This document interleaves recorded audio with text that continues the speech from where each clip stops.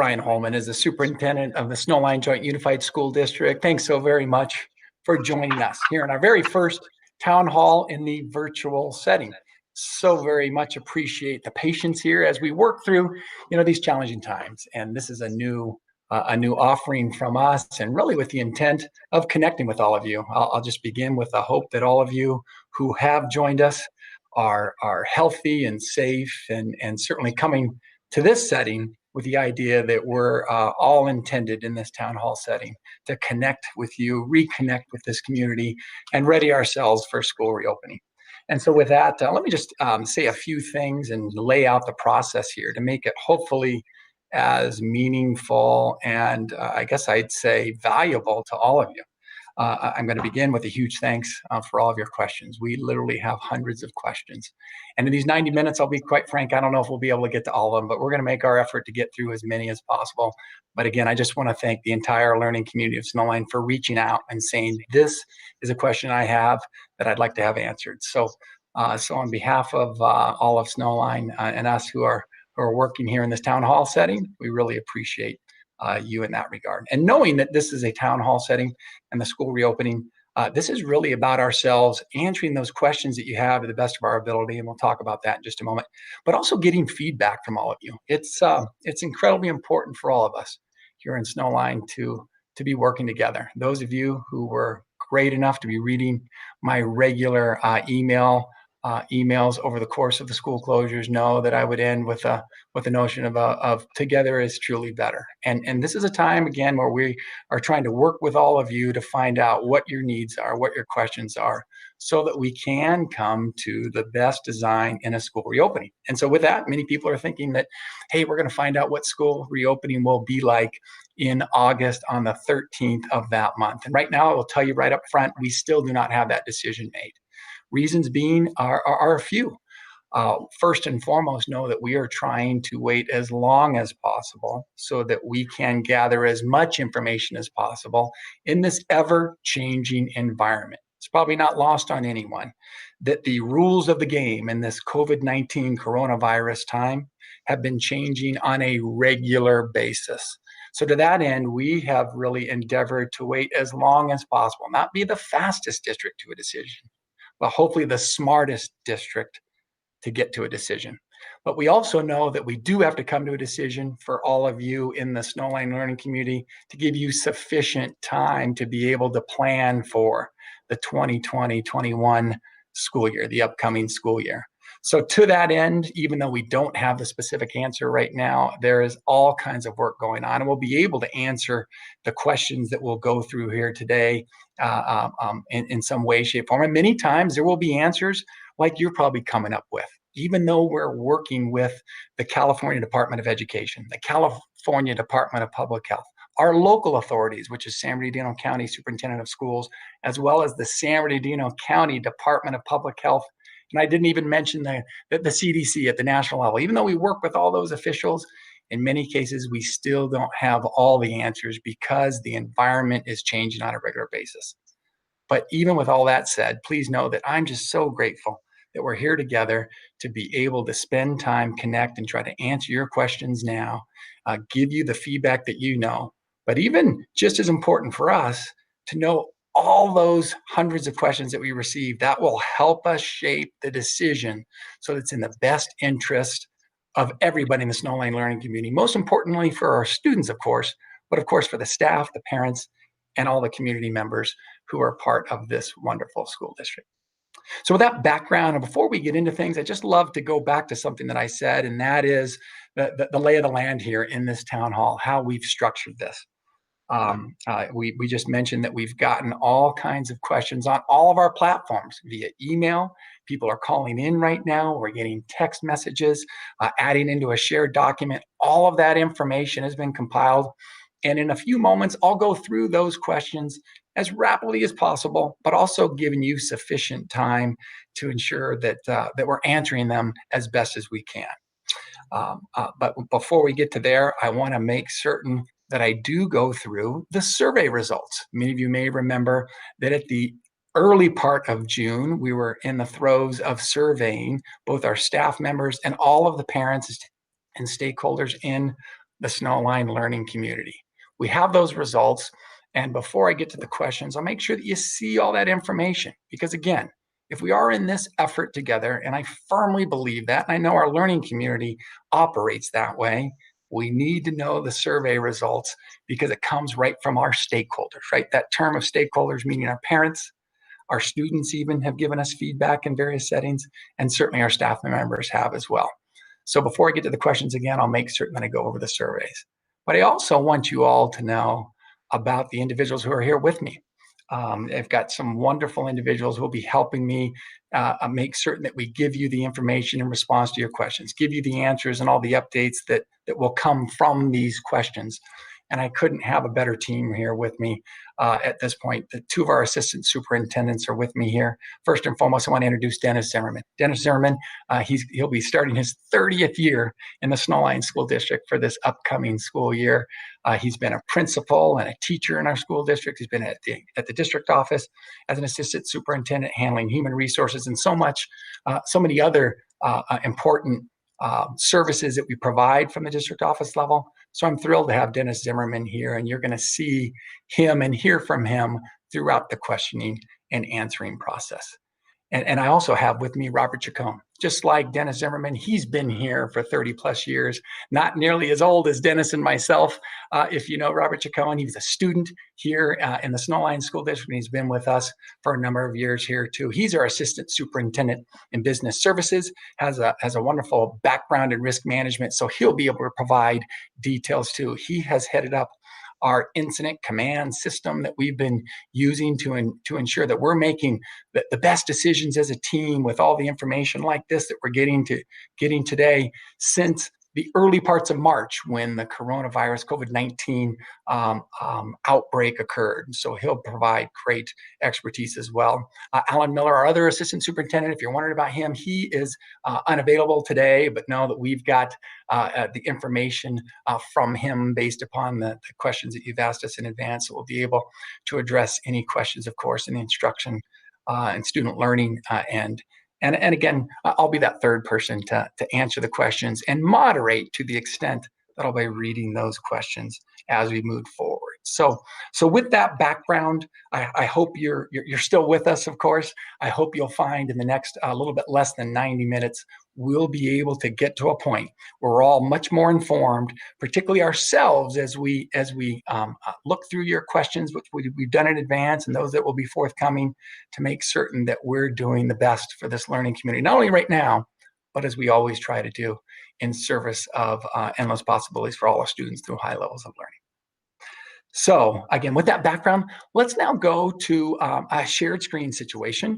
Rick Hernandez, our Director of Technology, who has worked with James Fields and Nancy Stapp to put all of this together from a technological end, is going to share a brief presentation. And this will allow me to provide to all of you the survey results to give you context specific to what parents said on our stakeholder survey and what staff members have said. I think it's really important that we go through that. And so, Rick, if you would be so kind as to put up that screen right now, I'd greatly appreciate that. Sure. And it's actually already streaming. Oh, it's already streaming. Sorry about that. So with that, and as I'm sorry I don't have that up here on my screen, but I'll try to navigate this here in this first slide, Rick. If we're on that first slide. Beyond the title page, of course, we can go beyond that. Thank you. The first few slides here are going to be referencing the parent survey and what Rick just put up here on the screen.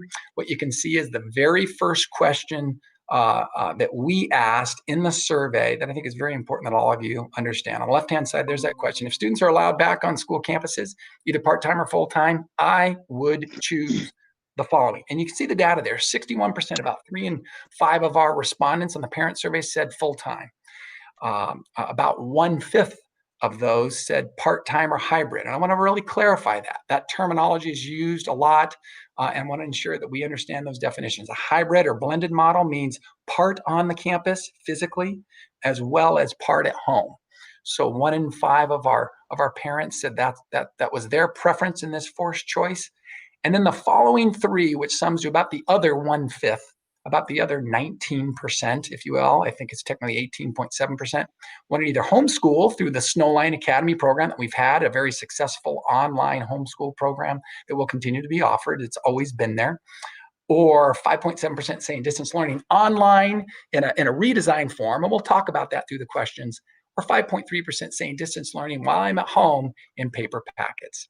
So really important information, knowing that I should have said 2,533 responses that we received from households. So thank you so very much for that huge response.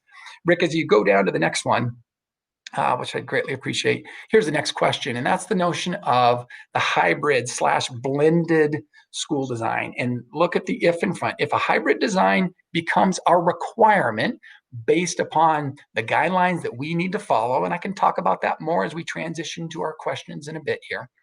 But if it becomes a requirement for any part of the upcoming school year, which option would best suit you? So when we force that question about a hybrid design, 41.5% are saying 5 days per week, and those are 5 half days, right? 5 half days per week was a preference amongst the parents. And then 30.4%, so about three out of every 10 individuals saying, give us 2 full days, 2 full days off, and then maybe that 5th day, that Friday or Monday, wherever that would be placed, would be a distance learning at home. 11.8% said this notion of certain classes, and some details behind that. It kind of ran over a few different ideas, but maybe specialized classes for maybe special education kids, or some of those hands-on designs that can only or maybe best be provided in a hands-on design setting. So about 12% said that, 7% said no preference, and then there were about 6.5% of individuals who had their own write-in designs that they wanted to make certain that we consider. So Rick, thanks for that. As we go to that next slide and that next question, it's the idea of childcare and transportation. And based on the responses, about 22% of our families will need childcare based upon the designs that we have in place in terms of in-person or not. And in the transportation end, and we'll talk about that in the questioning, 28.4% will need some sort of transportation to get kids to the school settings that, based upon whatever design that we have. So with that, our next slide, and really our final one in the parent survey response, is this question about what the biggest concern is specific to sending children to our schools for the upcoming year. And you see a number of responses there. This was a forced choice around what people are most concerned about. Doesn't mean that they might not be concerned about other items on that list, but what was the greatest concern? This is helpful information like all the other responses. What was the top of the list for parents? 23.5% said they were concerned about sick individuals at school, and people coming to school being sick and transmitting potentially COVID-19 and maybe even other sicknesses. Now, 19.5% of the parents said just the opposite of that there were no COVID-19 concerns. A little less than 15% said they were concerned about the distance learning design that occurred during the school closures and how it might play itself out in the coming year. The mask issue of 13.3% for children having to wear those was a concern by parents. You can see about 12.5%. The challenges of social distancing were mentioned. Siblings being on the same schedule, of course, was the top of the list for about 9.5%. Sanitation, and that 4.1% being a level of concern. And then lastly, 3.7% saying, my child has some extenuating health problems, and I'm concerned in this current pandemic setting about my child's well-being. So there are the parent surveys. I want to contrast that though real quick. We also conducted a staff survey and make sure that maybe not contrast is the right word, but at least share with you the very similar survey and the results from our staff members with that next slide. And as Rick has put that up here, you can see 580 of our 1,000 employees plus you respond to this. And so a great turnout in that regard, and 84.3%, this was back at the beginning of June, are saying we're ready to return given the current trending situation that is the COVID-19 pandemic. And so you see that question. The next one on that survey that I want to bring attention to is the idea of that hybrid or blending design. So again, that similar question, if that becomes a requirement from those powers that be that we'll talk about as I transition to the questions, 35.9% were saying similarly in terms of the number one answer for the parents, that 5 half days per week was their favorite design amongst those choices. 31% saying the 2 full days with 3 days being at home would be the second choice. 13 and 0.3% are saying no preference. 10.5%, some other hybrid designs, numerous ones there. And that 9.3% was that certain classes piece that I said for maybe special education, other students who have specific needs that would be maybe addressed in a separate setting that might be a little bit less, attended than we would normally have in a regular school year or a traditional school year that we're so used to. So Rick, thanks for that. And going to our next slide, there's some more results from the staff members. And when we see that there, support requiring all student, staff, and visitors to wear face coverings at school. And want to differentiate here. 28.8% said yes, 18.4% said no. As you can see, 2 out of 5 respondents said it depends on the guidance. And that guidance, again, we keep talking about that term, the guidance we're getting from our local health officials, state, and maybe even national ones. So you can see those responses. And then there were about 12.5% spread over a large continuum that didn't fall into those categories. And then as I go to the next slide here, the notion of, do you consider yourself at higher risk for severe illness? 13.3% have that concern as staff members. And then the opposite of that would be, of course, that 86.7% being on the no side. And then as we get down to the very last slide here, and I appreciate your patience, I'm hoping that this has been very helpful information to you, of course.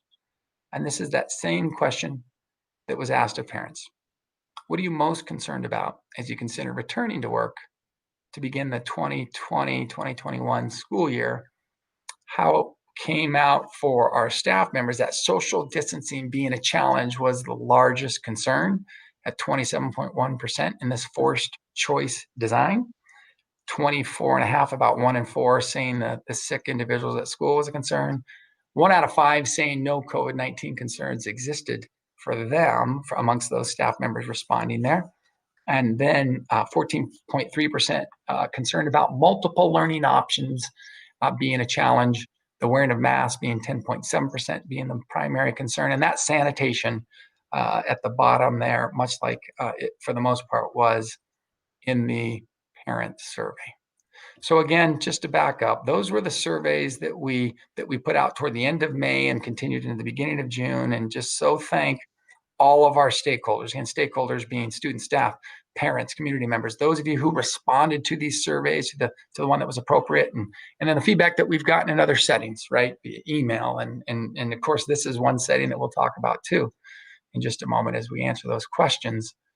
We really appreciate this feedback, because as I mentioned, the notion of guidance, and it'll come up in these questions, but guidance has been a real major focus in all the work that we do even before COVID-19, but particularly now. And I just have to emphasize that piece because the CDE, the California Department of Education, as well as the California Department of Public Health, have provided all schools in all of California with documents, 2 documents that are really in partnership. They were developed by those 2 agencies to provide guidance, not mandates, but guidance. That guidance, though, is incredibly important, incredibly helpful, as well as the notion of the recommendation to work with our local officials, those local officials, San Bernardino County, our supervisors, as well as our Department of Public Health.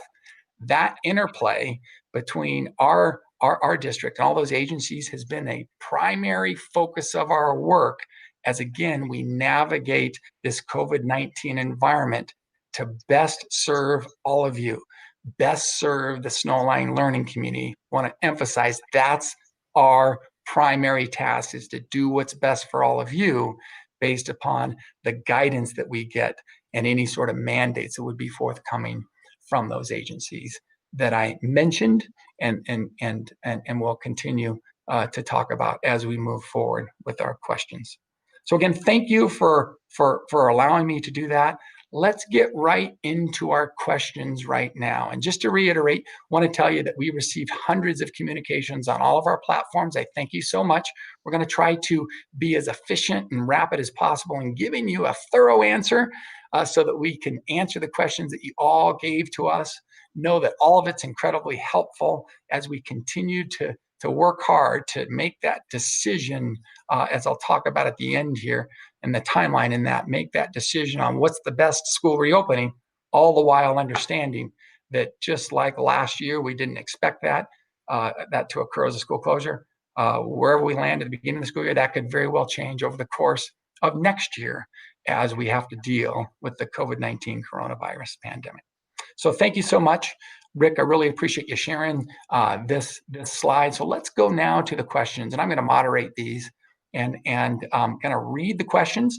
Please know in that reading, I'll share the first name and last initials. So those of you out there who are waiting for your question, you'll hopefully be able to hear who it is, but also trying to provide some level of privacy in that design. And so the first question comes from Ariana A, and it's an email, and it's relative to distance learning. I'll read that and then respond and ultimately call on my colleagues here for help. So with distance learning, Ariana A says this: with distance learning not being effective based on the school closures, is what I think she says here, how are we supposed to provide for our families and teach our children? Well, Ariana A, thank you so much for that question. The answer I would share with you right now is this: is distance learning from the middle part of March until June for not only our district, but all districts, was crisis learning. That was a challenge that we really tried to step up. I was proud that we were the first district to put in the high desert to put together our online learning platform, but I know how challenging, because we surveyed all of you in that regard. Please know, as we move forward, we are working currently now, we're continuing to work with our staff members to build out a better distance learning platform if we need to go down that avenue in the coming months over the course of this next year. So thank you for asking that. It's a really valid question, like all of these will be, I'm sure.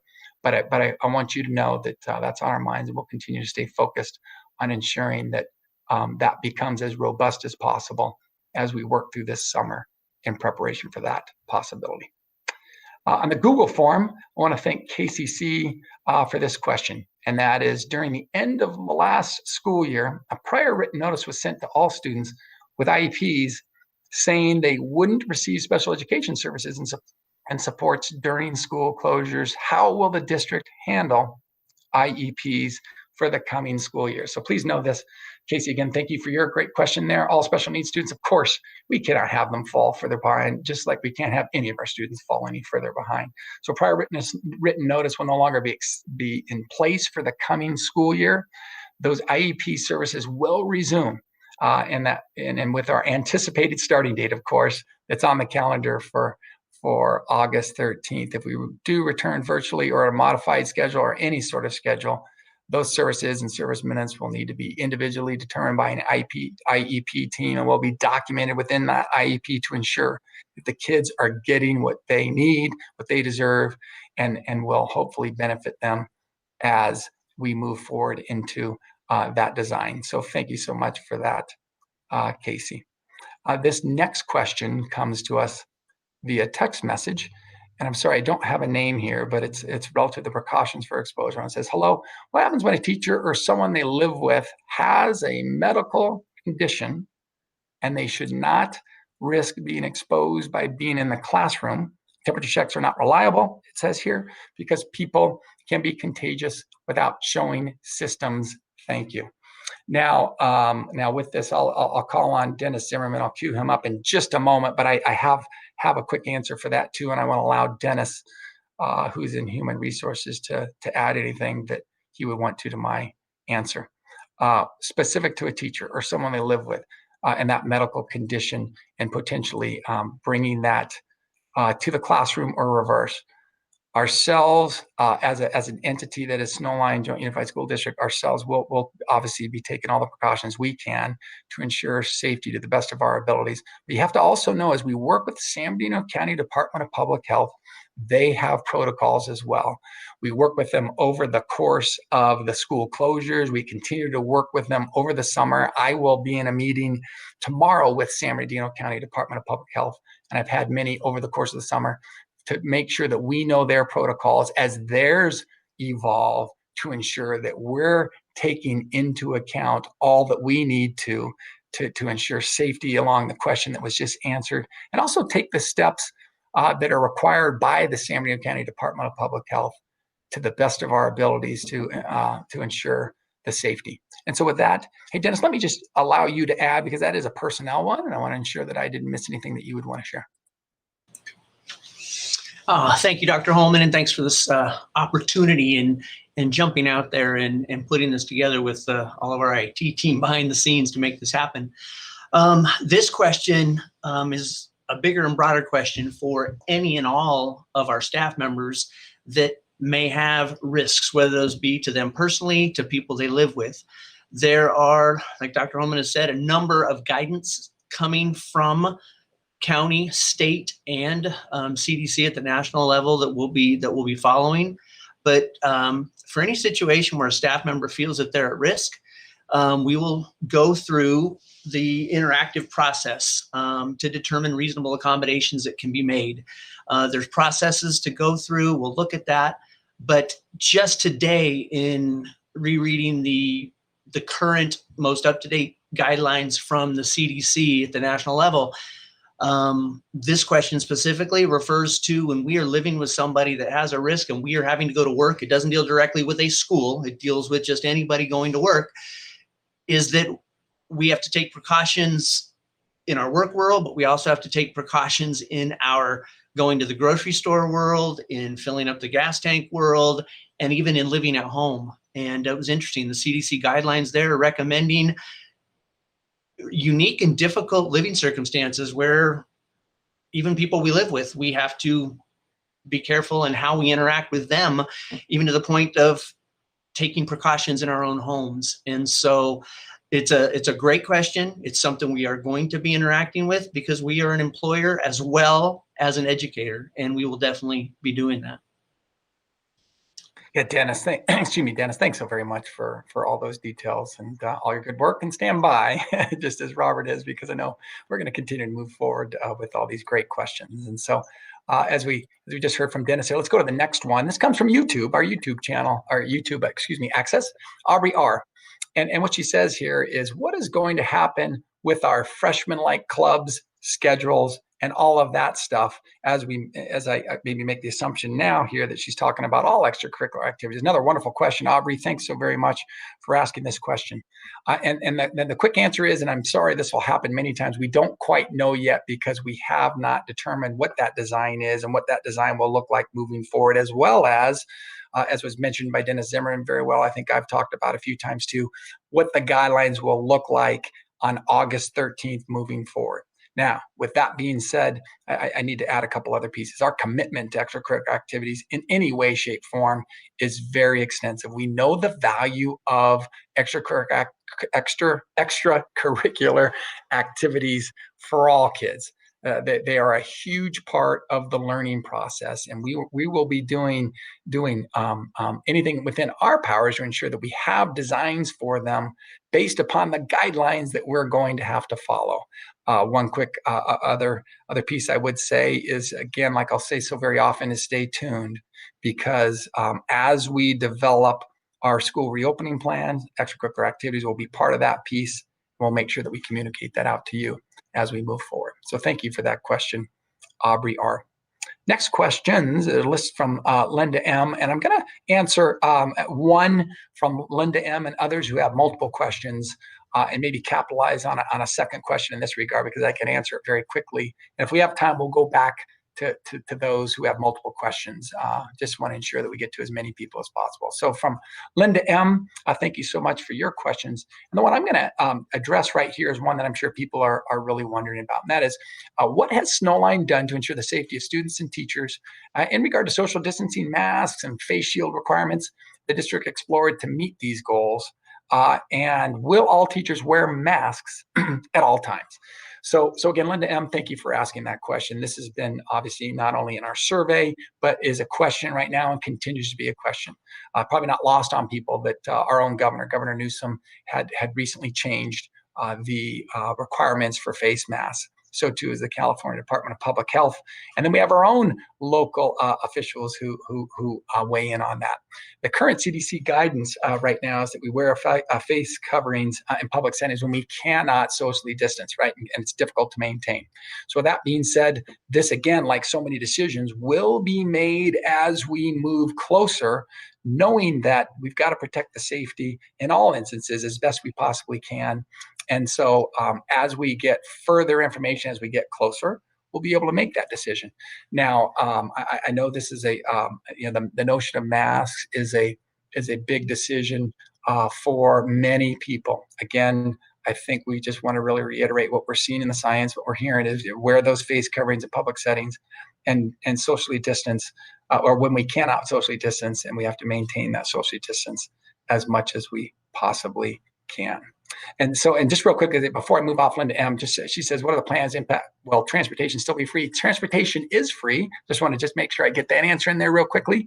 And that's relatively new, I really think, our Snowline Board of Trustees for making that decision to make our transportation available.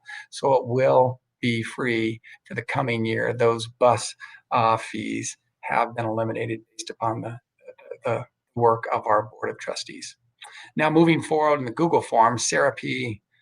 asks about face mask requirements. So my apologies if I'm going to be redundant here, but she says, given that masks have been proven to reduce the spread of COVID-19, but only when everyone wears them, will students and staff be required to wear masks at school? And so we talked about that guidance there, Sarah P. And again, I want to just say with that, not trying to avoid this question, when I say stand by, that's an evolving situation in between now and the start of the school year, which right now we have at August 13th, of course.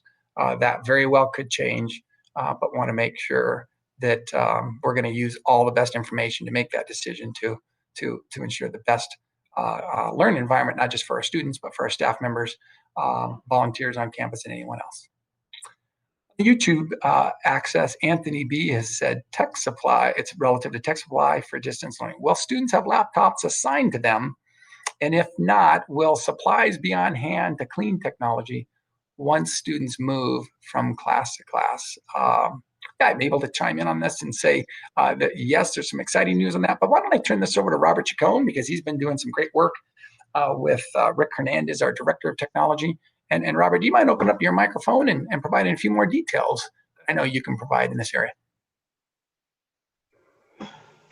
Yeah, sure. Thank you, Ryan. Appreciate the opportunity to be here today with our group, our Snowline community as a whole. Rick Hernandez, our Director of IT, has been really working hard along with Karen Stevens, Alan Miller, and our principals at our school sites on coming up with a game plan that would address that one-to-one technology piece, making sure that each of our students have access to technology, and that piece of technology will be individual to them. This way, we're able to assure that we're not sharing technology that will help cut down on any potential transmission of germs or COVID or anything between our students, as that technology will be specifically for their use. So we're still working on the plan. We will hopefully have something put down on paper shortly on how this process is going to work, but we're continuing to work through our leadership staff and our school sites on how to best address this. But we do have technology on its way, and we're going to make sure that our students are well prepared for whatever design, whatever situation we end up with into the 2021 school year. Yeah, Robert, thanks so much. Again, thanks for your efforts. Thanks for Rick Hernandez. Just want to reiterate that the humble nature of both of them. This is hard work.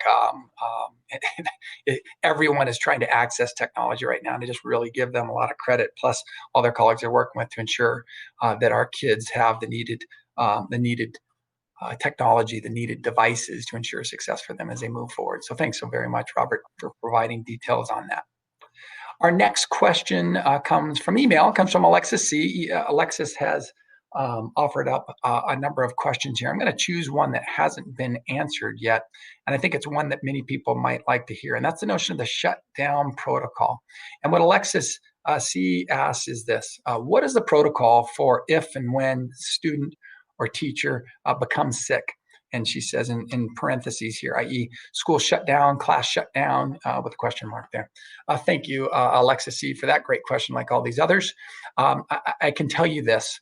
That the protocols that we will have, first and foremost, is we work directly with the San Bernardino County Department of Public Health to follow the protocols that they have put forth.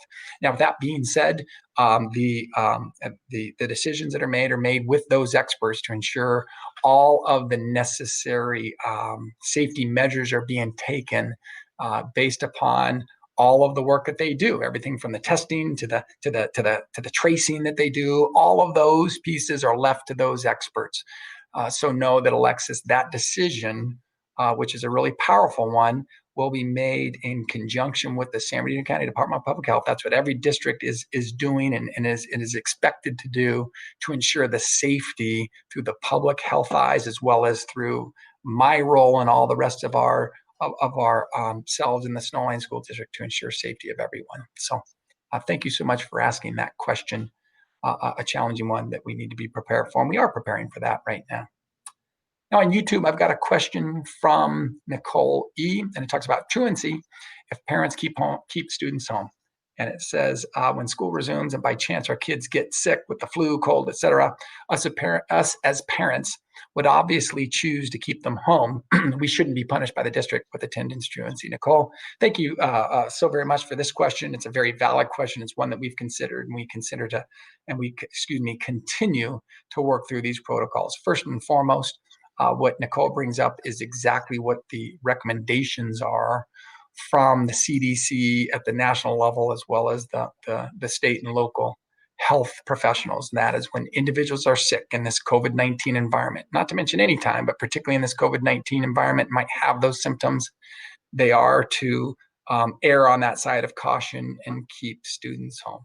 So with that being said, and then more directly about the notion of truancy, we in the Snowline School District are not in the business of trying to put kids through a truancy process. What we are in the business of trying to make sure that they're safe and that we educate them to the best of our abilities.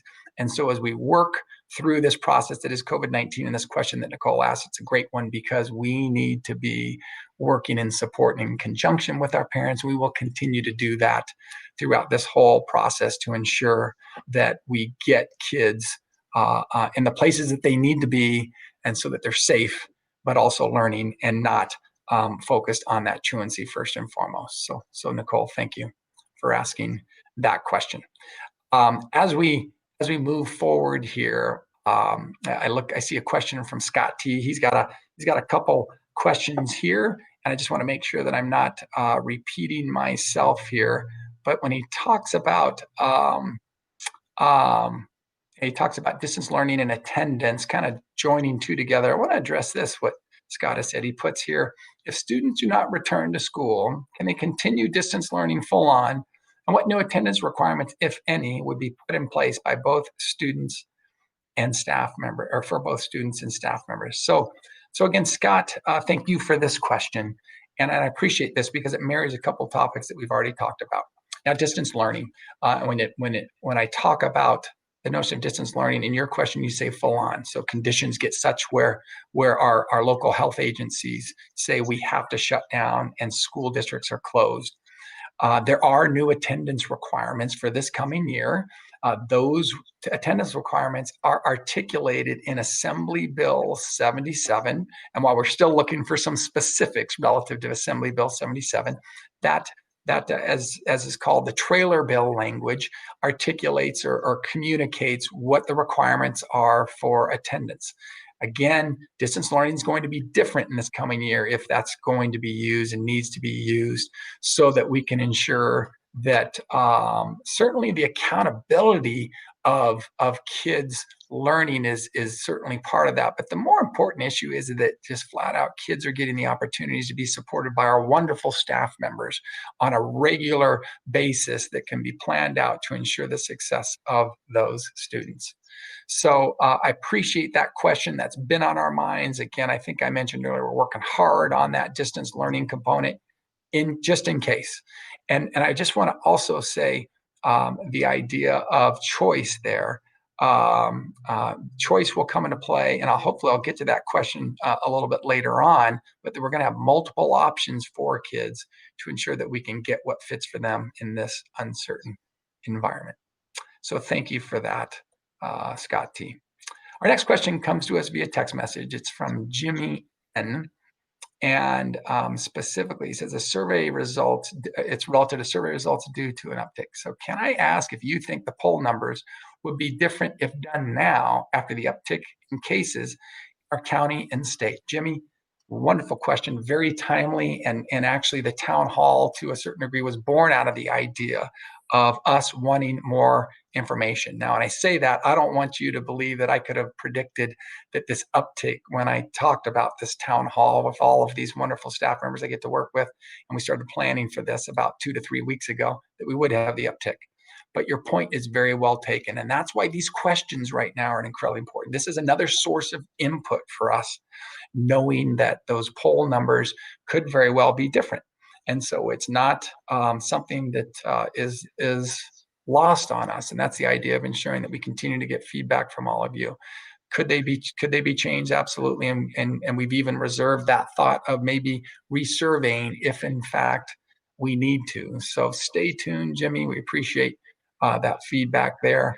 And at this point, this setting is giving us great information that will help us understand where all of our Snowline school district is as we look to move forward for the coming year. The next question comes to us from YouTube.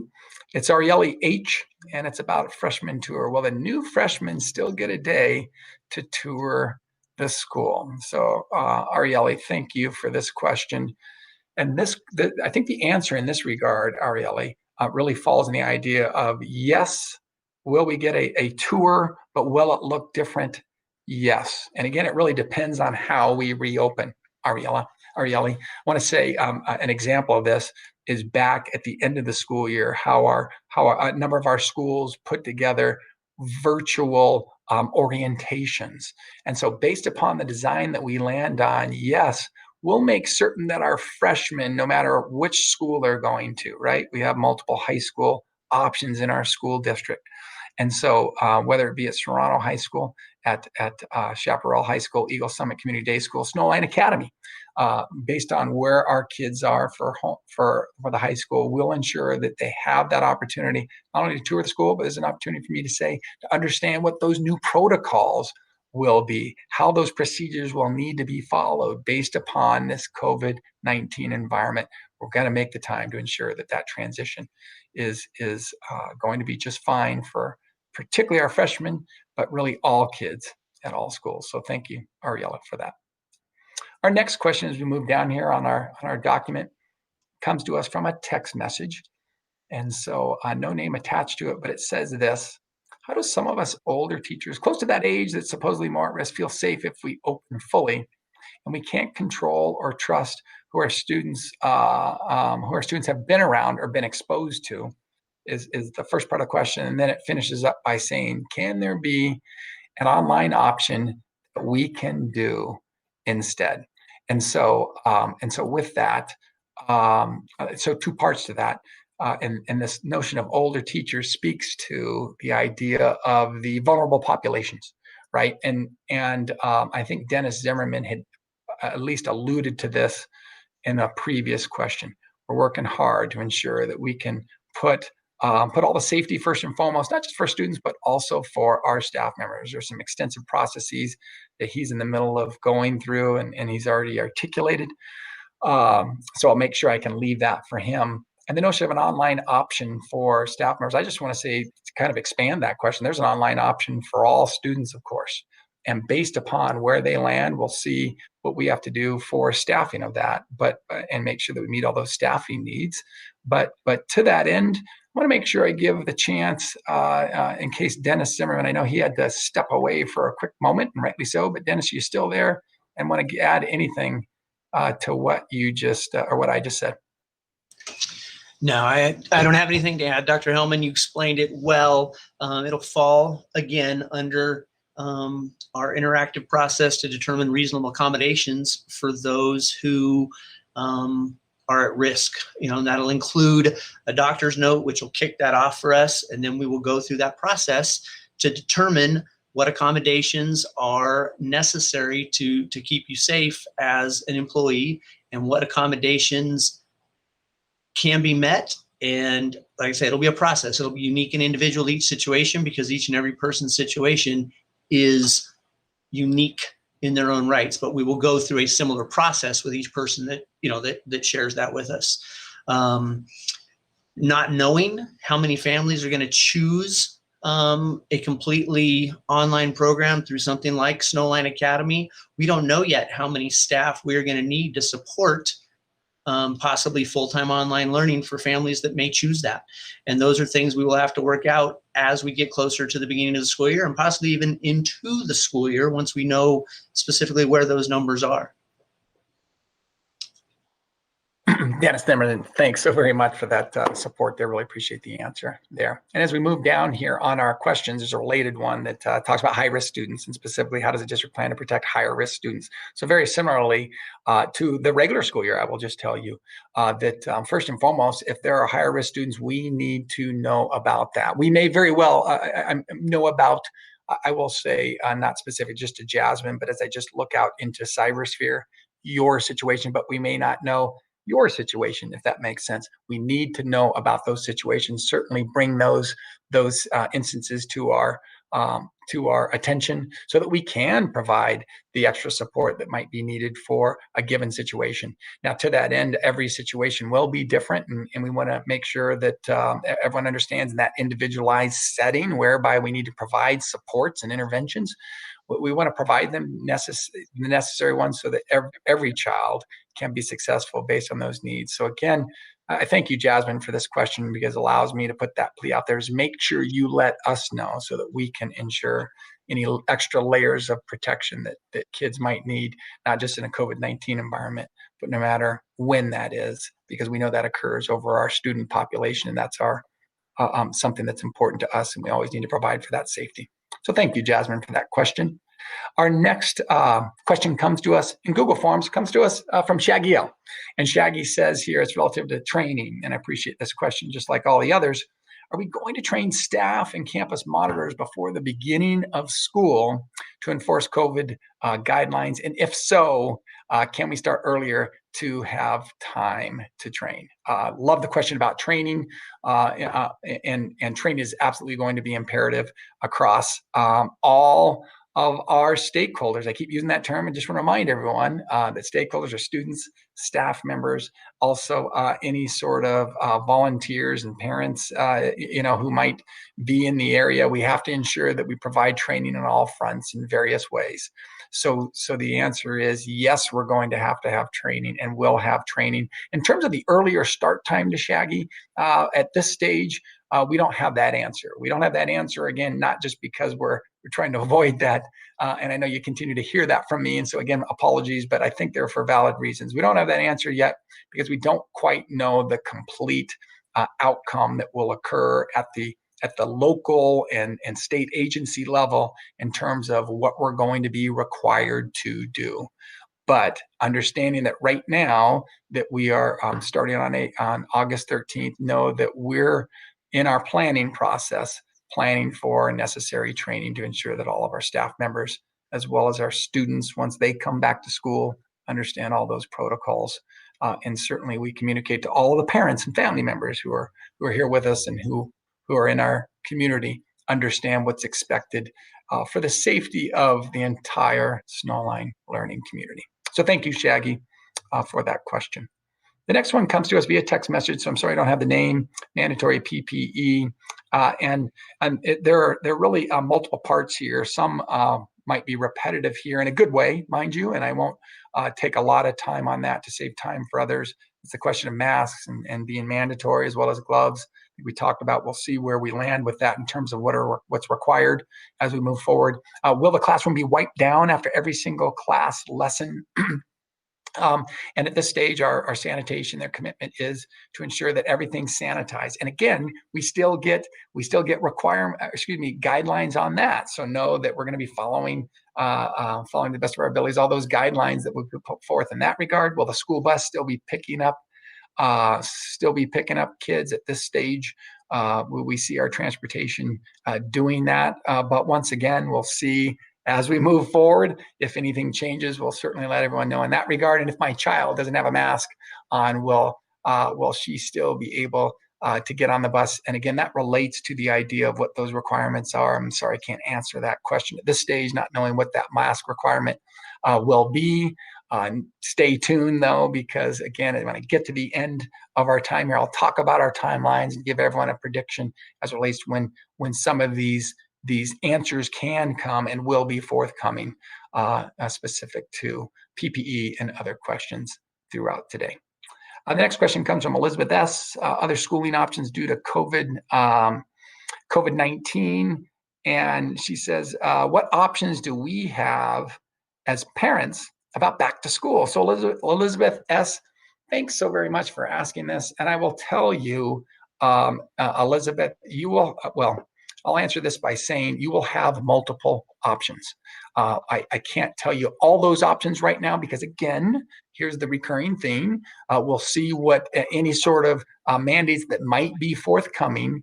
But I really want to clarify this, that it is our commitment to provide all options necessary for families in our design to the extent that they can be in a setting and feel safe based upon, I will say, more than one, meaning multiple choices of our design.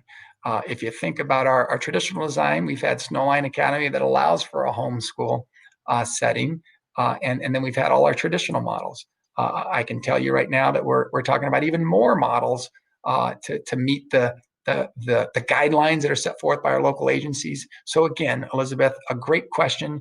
Stay tuned. You're going to have some options and choice in that regard to meet your needs to ensure the safety to the best of your thoughts and desires as we move forward for the coming school year.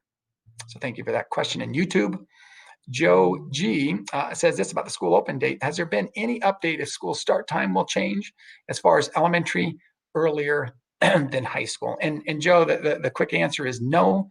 We don't have any update on those changes. I can tell you that other districts that have come out with maybe some preliminary designs, they've talked about things like staggered times and so forth. Those are all considerations for us. That we're looking to make the smartest decision, not necessarily the fastest, so that we can get all the information. But I'm sorry I don't have that answer right now. But know that we'll communicate that as soon as we possibly can. But no changes thus far. So thank you, Joe G. On Google Forms, there's no name here, but it's about soccer and social distancing. And the question is, will sports like soccer go on this year? And the second part of that, if so, what's the date physicals need to be turned in and the safety rules you will have for social distancing? Thank you for this question relative to soccer. And if I can just expand it to all sports. Not everyone who's part of this may know that there has already been a return to sports and some of the other related extracurricular activities for the coming school year. That decision was made based upon, us working with our local agencies and us meeting the designs for phase one for the return to sports based upon CIF, the California governing bodies, and even the National Federation of High School Sports. So our guidelines have been set forth based upon those, and at our county level, we were able to meet those. So like soccer, in the fall sports right now, we have football and volleyball, as well as cheerleading and other sports that are starting to ramp up with conditioning, because that's the first phase one piece. But know that at this point with soccer, we'll keep you posted on that, because I can share with everyone, keep this date in mind, July 20th, for the California Interscholastic Federation, that's CIF, the California governing body for sports, has committed to giving more details about sports for the coming year. And so again, you hear from me often, stay tuned, but hopefully that background information assists you as we look toward an answer from CIF. And then I guess I maybe also overlooked the notion of physicals. I'm sorry I don't have that in front of me. Just real quickly, I want to reach out to my colleagues here, Dennis and Robert. Do you happen to know anything about physicals? Soccer isn't a fall sport. It's, of course, a winter sport, and we'll get that information out for soccer. But anything you want to add specific to physicals?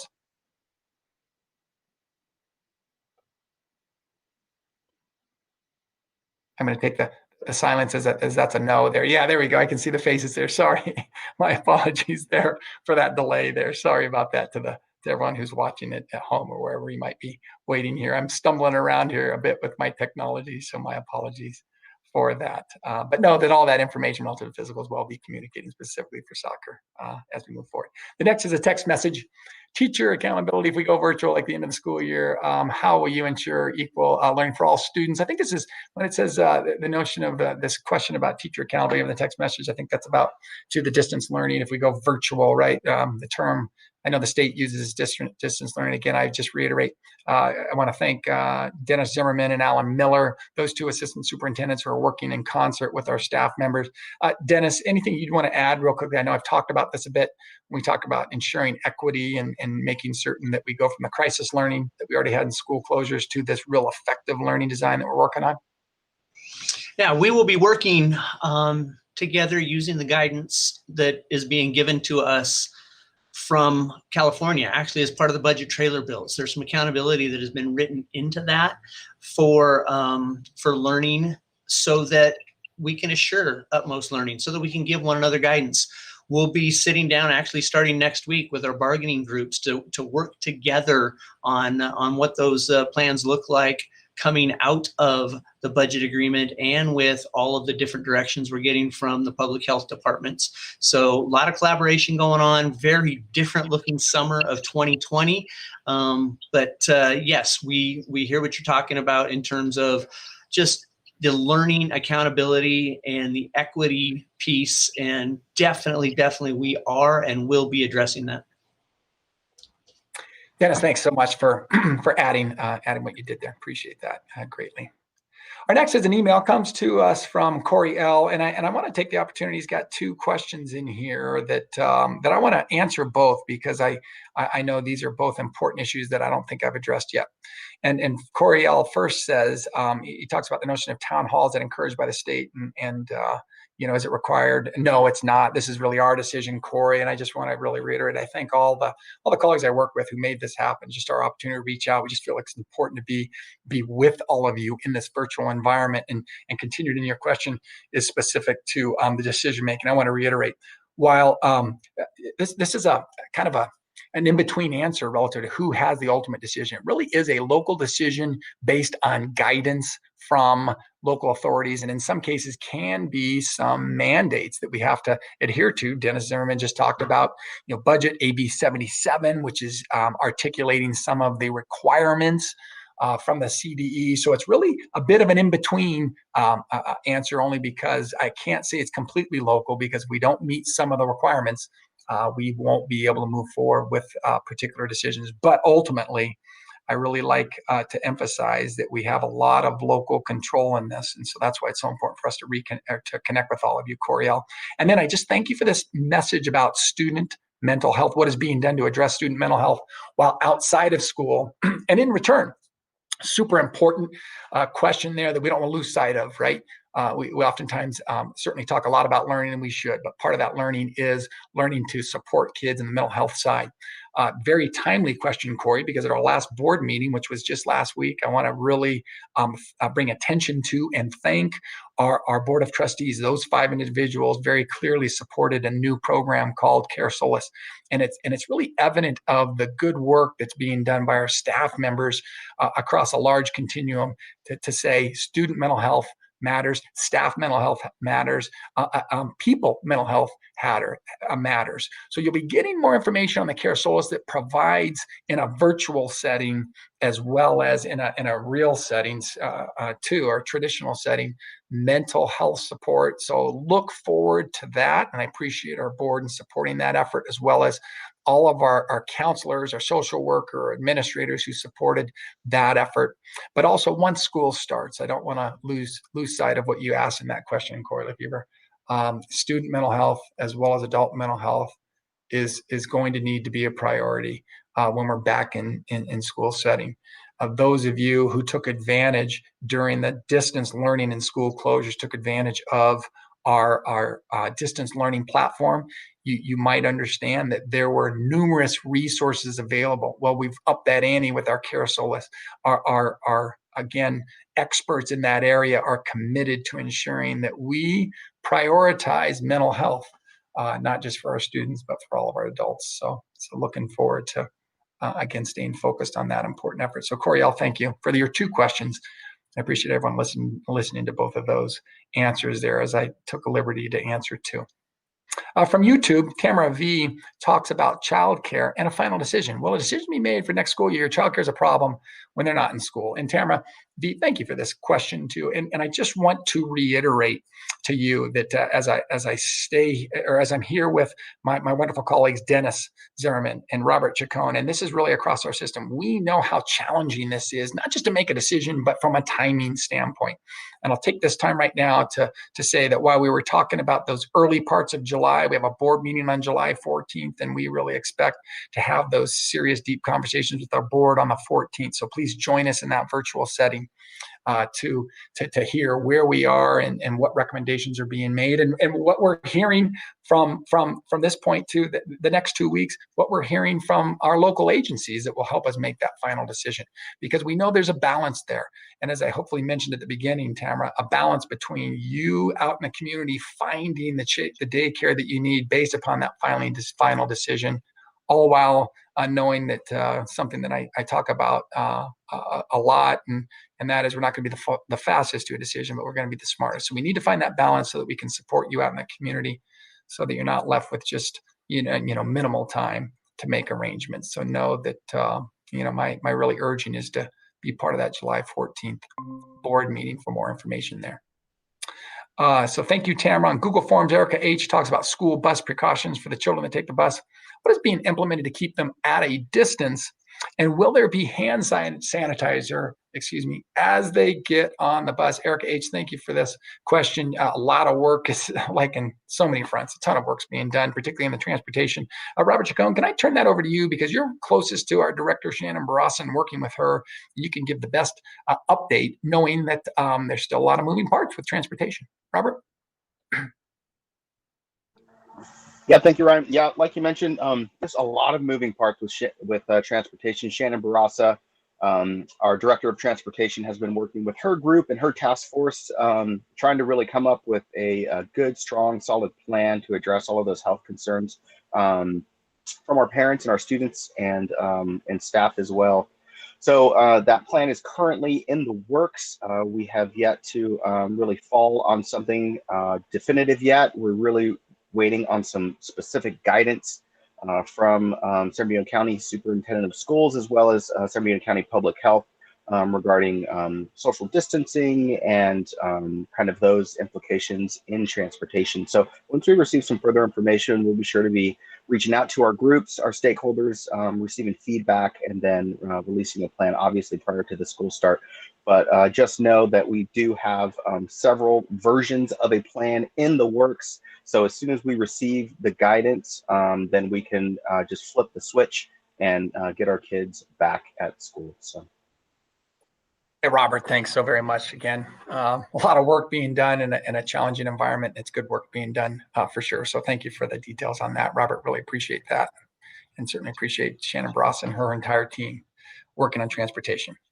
So thank you for that. The next one is this is the notion. It's a text message, I should say. Forgive me, so you know the platform it came from. And the question is really twofold: how exactly will recess, period breaks, and lunch work during the school year, and what measures does the school district plan to take to prevent the spread amongst students and faculty? It's a great question. I feel like I've talked about this a bit. I'm going to just queue up Dennis Zimmerman and or Robert Chacon to add anything, because I feel like I've been doing a lot of talking in this area, and they may be able to provide some details. But just before I turn it over to either one of them who might want to add to this, know that again, in this climate right now, it's ever changing, but the idea of, and then what we're hearing from all that guidance again, right? Masks and the specific to physical distancing and the need for physical distancing in all settings. And so that's absolutely a consideration, that physical distancing, when we think about recess and what we call period breaks or passing periods. Oftentimes, lunch is going to have to be done in different ways, most likely based upon those requirements in the environment that we're going to be in on August 13th or any other point throughout the coming school year. So I've talked a lot about this, but Dennis and Robert, anything you'd add that I probably have missed when we talk about what the coming school year looks like from a physical distancing standpoint in settings beyond the classroom? Yeah, I'll just chime in really quick. Even within the classroom, we're still like Ryan had mentioned. Don't want to sound like a broken record here, but we're really just waiting for some specifics, right, on moving into the 2021 school year. But I just want to talk a little bit about the work that has been going on in the background. Our custodial staff.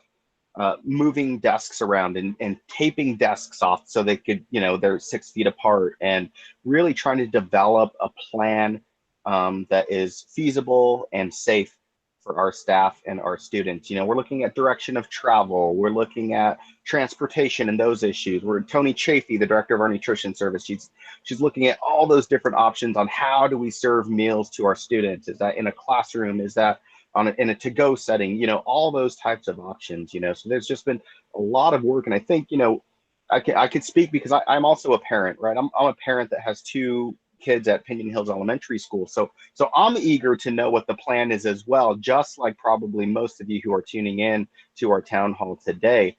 But really, we're waiting for some specific info to be released from the local and state level. So we could really just kind of flip the switch and get moving into the 2021 school year.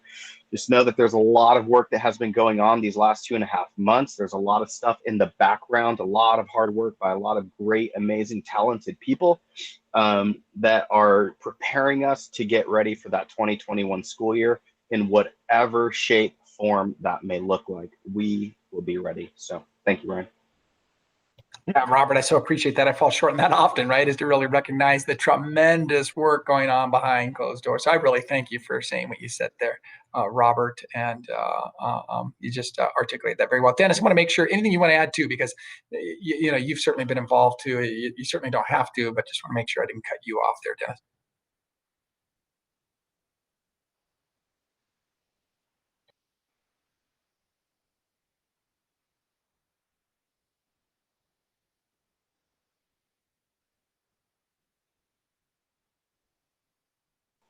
Hey, Ryan, you're on mute. Boy, that was the best part of me talking the whole time on mute there. My apologies for being on mute. Thank you, Robert, for helping me out there. So appreciate all the work that's been done with it. 19 minutes left. I want to get through as many questions here. Thank you for working with us here, for submitting these questions. Google Form Rose P says delayed start for training. Well, staff have a delayed start to school, maybe 2 weeks, is what Rose says, to help get familiar with new duties due to COVID-19. Talked about this. I think this was Shaggy L. Excuse my voice here. I think that was Shaggy L who responded earlier about training, talked about the need for that. We're going to make sure that we engage in the training that's necessary. Relative to the start date, we have not fallen on any of that for all the reasons that Robert just talked about, and these moving parts and so forth. But training absolutely is always important on our list. It's going to be very important in a new environment that will be forthcoming in any way, shape, form that we have next year. And I say new environment just to the extent that we've never started a school year with COVID-19 in mind. But again, Robert said it very well, that we're preparing as best we can right now, and great things are happening, and training will be part as we move forward. So thank you, Rose, for that question. And a text message, teacher accountability to students' education. How will teachers be held accountable to high standards of distance education when inevitably the school has to return to distance learning? I think 2 parts in there I want to address. I think that inevitability there, I guess I would just say, to the extent that wherever we start in the school year, I want to reiterate there probably is a possibility, right? If not a high possibility, of some change over the course of the year based upon the pandemic. We don't know for sure, but we are preparing on multiple fronts. And so to that end, what about the accountability piece? Just know that, again, I will reiterate the good work being done right now. It's going to look different, from meaning distance learning, from what it did in March through the early parts of June. That was crisis learning. That's a term that I've used because it was a crisis that was just thrown upon us. And I'm so proud of what the staff members did in very short order. So proud of you parents who communicate with me time and again about how challenging it was, but you putting forth the effort to ensure that ultimately who I'm most proud of are our students making that adaptation. Know that it's going to look different, and the support levels will be on different levels that ensure success of kids as we move forward. So thank you for that question via text. And YouTube, Maria DLC, it says here, relative to test taking, how are the tests going to be carried out? Will they be online or face-to-face?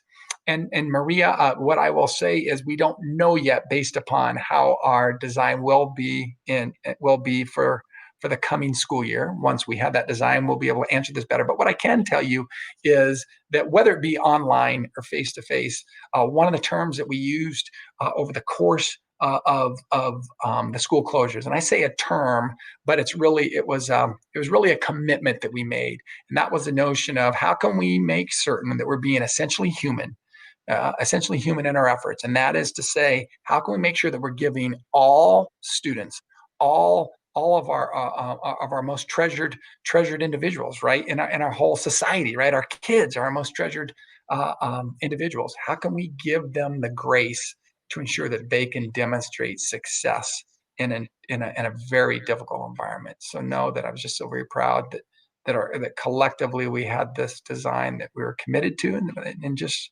regard that I said, being essentially human, and we'll do that in the coming year based upon where we land, whether it be online, face-to-face, or both. Specific to a text message now, substitute teachers. What can substitute teachers expect in regard to a reduced schedule or complete online learning scenario?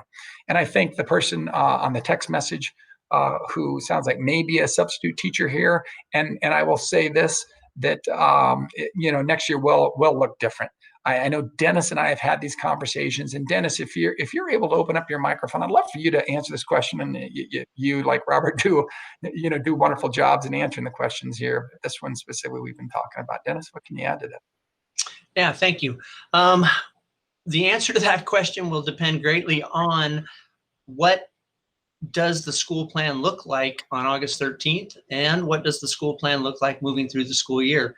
If if we are having at school attendance and we're covering classes with substitutes at any time during the school year, we're going to need our substitutes as much as ever, because it's potential we'll have more absences than normal. If it is at some point in time a very much souped up distance learning for all, and again, we do not know, then there's probably much, much less of a need for substitutes. So I apologize for the I don't know answer, but it really depends on the circumstances at the time we're back in the 2021 school year. Thank you, Dennis. Sorry, I was slow to get back off of being muted. Thank you so very much, Dennis, for that support, and I appreciate again that question from a substitute teacher via text message. Our next question comes to us via YouTube. It's from Susie R, and it says, "I have a child. I have a child with IEP services and an at-home hospital program. Which a teacher comes to our home to teach. Will that continue?" And Susie, I think the short answer to that is support will continue. But in terms of how that looks, that again will depend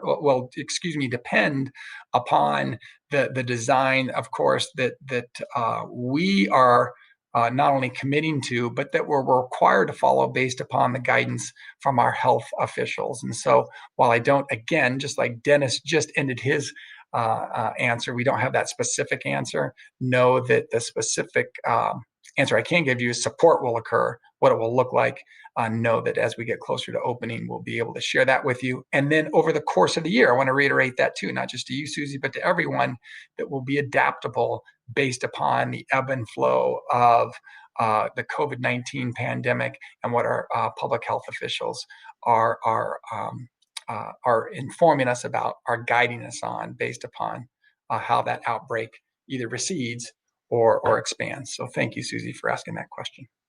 As I continue, we have a text message. It says it's from LO, and it's specific to the Black Lives Matter and racism. And it says, what will the district do or is currently doing in terms of the Black Lives Matter and racism?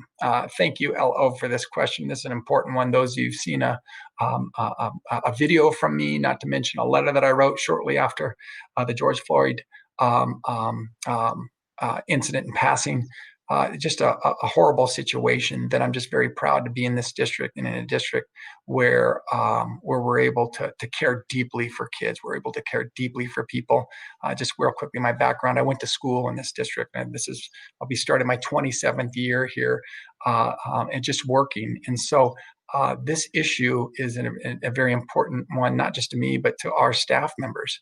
And I segue into that because that speaks to what have we been doing. I've been really proud to be part of a group who has been working very hard to prepare ourselves for what we can do to combat social injustice with social justice, to combat racism with inclusion and anti-racism ways, to combat inequities with equity as we move forward, and to combat hatred with love.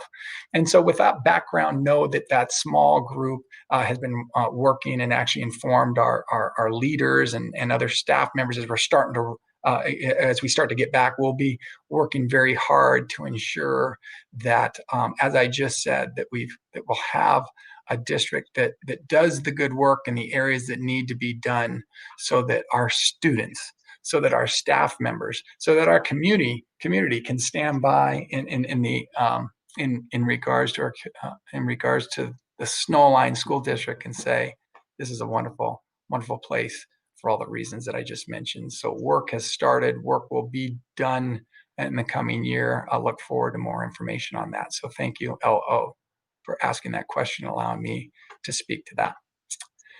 In Google Forms, Anna C. is talking about special education and distance learning, and it says, if a fully online model is put into place, how would that look like for students in a special education classroom who need personal attention? And we've talked a little bit about this. Now we anticipate, again, as we start in the middle of August, we'll have to see what the lay of the land is. But if we whether we return virtually or to modified schedule or whatever that may be, those services and service minutes still need to be, as I mentioned before, individually determined by that IEP team and then documented so that we can provide what kids are due, and whether that be in a distance learning format, that FAPE will have to exist. So our director, Lori Delgado, and all of the special educators who work on behalf of our kids who have special education needs know that that support will be in place.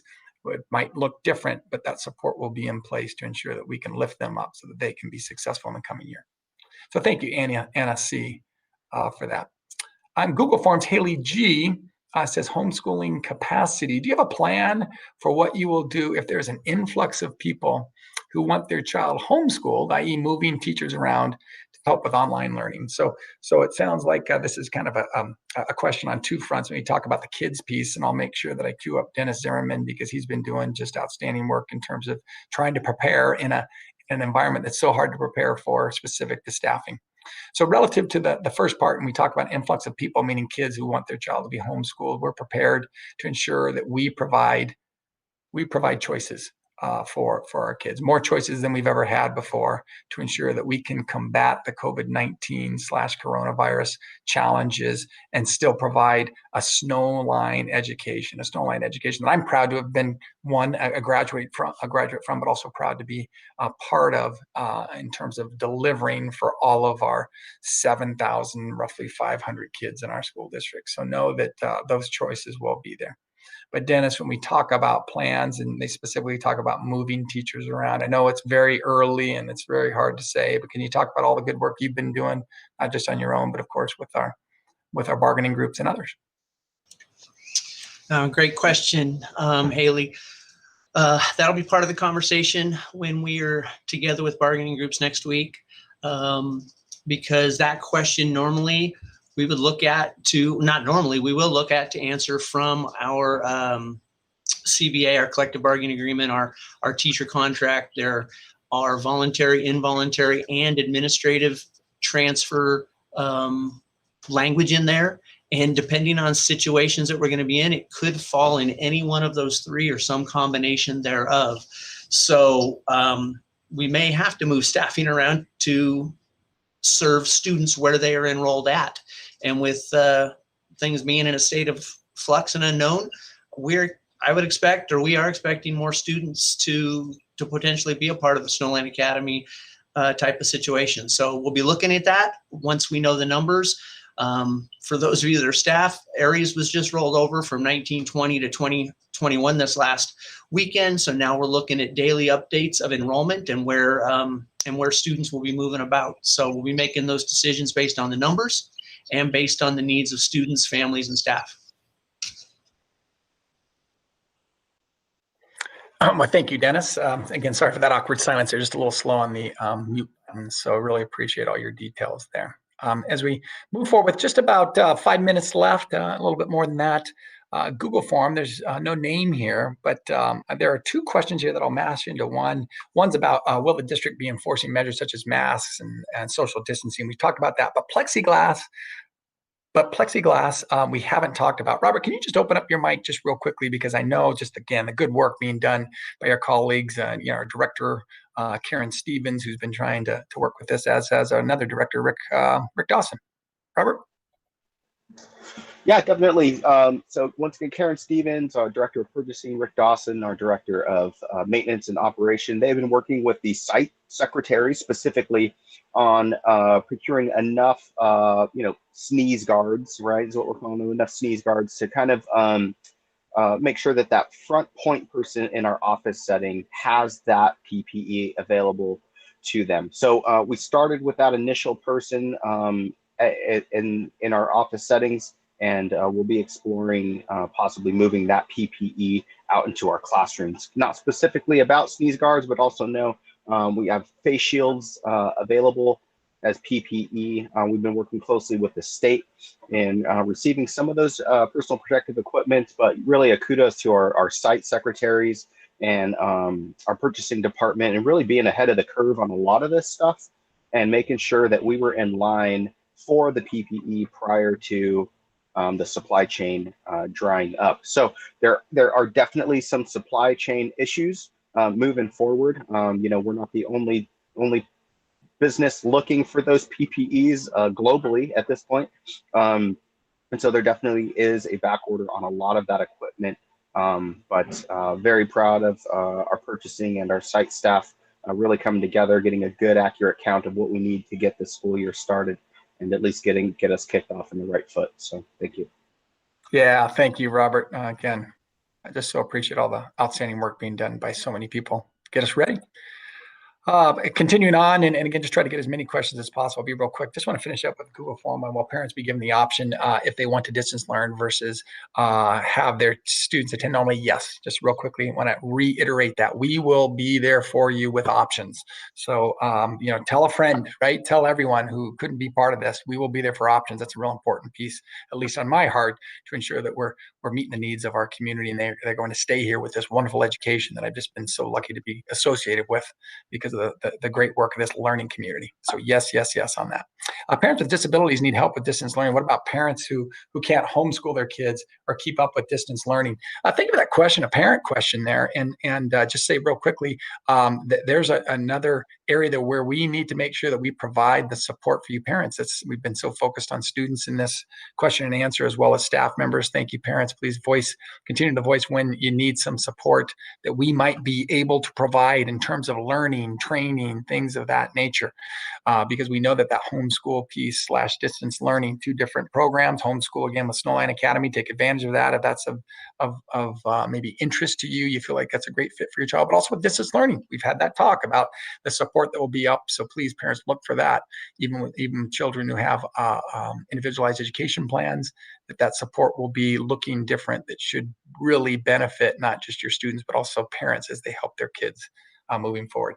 Hey, Dennis Zimmerman, our next one, I'll just ask you to just answer that question real quickly. If there were some more details based upon the question that was answered earlier, and that's for classified substitutes, a text message, will there still be classified substitutes working in the coming year? Dennis? Yes, there will be classified substitutes working in the upcoming year. Same type of situation. There's an opportunity where we will have staff that need to be home for illness reasons or personal necessity reasons if their children are ill. So yes, we will still need substitutes in the areas that we have needed them in the past once we are back in school. So thank you. Thanks, Dennis. Sorry about that with my slowness there, but I really appreciate that question. Let's talk about real quickly, maybe in the last couple of minutes here, Google form from Stephen M. Therapy for students. Will therapists be provided to help our children deal with the backlash of loss of school time and social interaction for general and special education? Just an outstanding question, like just so many that we've gotten and so many we won't get to that I'll talk about in a moment here. Stephen, yes. Well, we have, when you say therapist support, we're going to have all kinds of support that was already mentioned. And your point's a good one relative to backlash of loss of school time. I want to say this, that across the nation, all students are in the same place. Please know that we're not different than any other school district throughout the nation. When all schools shut down, and when we say in particular here in California and throughout this, San Bernardino County. And that being said, still we every single year get used to dealing with loss of learning, if you will, over the summer. And we're going to be meeting kids, as we always do, where they are and working hard to support them and lift them up, not just from my instructional, educational, academic end, but also from that social side and lifting them up with the support in the ways that I mentioned earlier. So look for that being a heavy focus as we move forward for both kids in general and special education. Thank you, Stephen. Another text message, return protocol. If teachers become ill, what would be the determining factors for going back to school with no restrictions? When would it be safe enough? Is going back in January like LAUSD,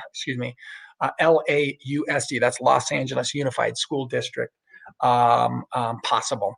And so, Dennis, I'll just, if you could, just open up your mic and then we'll get ready to wrap up here. I know you've talked about this a bit, but want to make sure if you had any other details to that one that you'd want to add. No, and looking at the question, I really am sorry, do not have any other details. When would it be safe enough? We're looking at that day by day. LA Unified, when they put out the possibility of January, they have not talked about that since the budget passed. And so we're moving forward with just more information each day and getting closer and closer to that decision that's safest and best, not quickest. Yeah, thank you, Dennis. Very well said. Thanks for the support. And then I'm going to end with this one, but no, there's some real important information I want to share right after I answer this one. This text message: learning platform for next year. When do you believe we will have a confirmed learning model for the beginning of the next school year? I love ending with this one. And here's what I will say is that June 14th, June. I can't believe I said that. Sorry. July 14th, the board meeting is an important date. Certainly our board members who give direction here at the school. We as an administrative team are committed to taking this information, all the other information between now and then, and bringing it to them with conversations about what we're going to be doing for school reopening. So look to that date as an important meeting date for you to be part of, to hear that conversation at that stage. And you probably heard me say not for sure on that date, only because of this. And I hope as I kind of go from this question to my closing comments here, I do want to, we'll do a roundtable here and you're going to hear from all three of us. But just specific to this issue, I mentioned July 14th, and that's really a target date for me as a superintendent to say we need to have, that answer. But boy, we are in an environment where change is occurring literally day by day from an organizational standpoint that is impacted by governmental agencies. And so while we have a local decision, it has to be also, though, informed by Assembly Bill 77, and that I mentioned, at the California state level. It has to be informed by the other state and local officials. And so with that, it's my hope that by the 14th, we're going to have that decision at that board meeting. But whatever it may be, know that being part of that, please feel free to attend that virtually so that we can continue to get the good word out specific to reopening. So with that, let me just turn this over to Dennis first, and then Robert, and then I'll finish.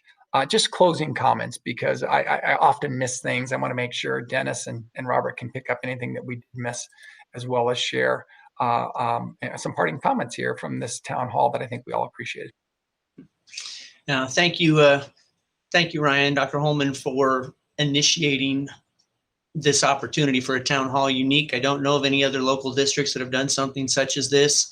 I understand that it doesn't answer everybody's questions. I understand that it doesn't tell us this afternoon what we're doing on August 13th, but we're working towards it. We want to work with families, with staff, with public health to do what's best.